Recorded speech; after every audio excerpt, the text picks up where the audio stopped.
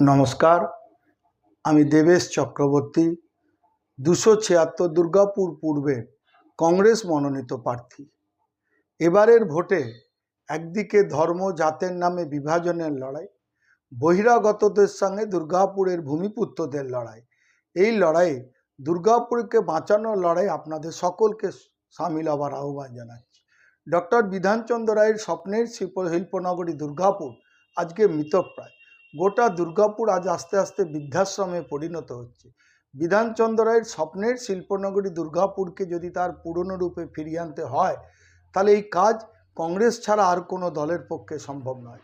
কারণ দুর্গাপুরের শালমহুয়া জঙ্গলকে কেটে পণ্ডিত জওহরলাল নেহরু এবং ডক্টর বিধানচন্দ্র রায়, যিনি পশ্চিমবঙ্গের মুখ্যমন্ত্রী ছিলেন, তাদের হাত দিয়েই দুর্গাপুরে একটার পর একটা কলকারখানা গড়ে উঠেছে। দুর্গাপুরের মৃতপ্রায় কলকারখানাগুলোকেও কংগ্রেস পুনরুজ্জীবন করেছে।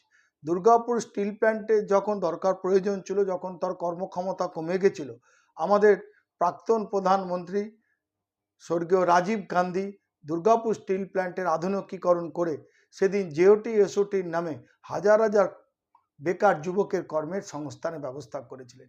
এবিএল কারখানা বন্ধ হয়ে যাবার পরে ২৬ মাস বন্ধ থাকার পর রাজীব গান্ধী সেদিনকেও তিনিও এবিএল কারখানা চালু করে সেখানে তাদের বকেয়া বেতন দেয়া করিয়েছিলেন। আজকে দুর্গাপুরের একটার পর একটা কলকারখানা বন্ধ হচ্ছে কংগ্রেস ক্ষমতায় নেই বলে।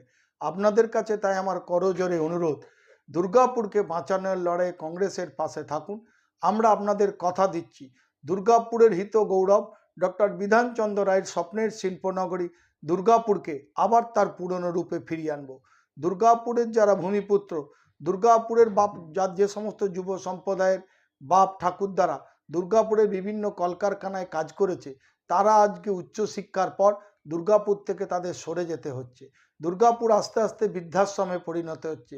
তাই দুর্গাপুরকে বাঁচানোর লড়াইয়ে সকলকে এই লড়াইয়ে সামিল হওয়ার আহ্বান জানাবো।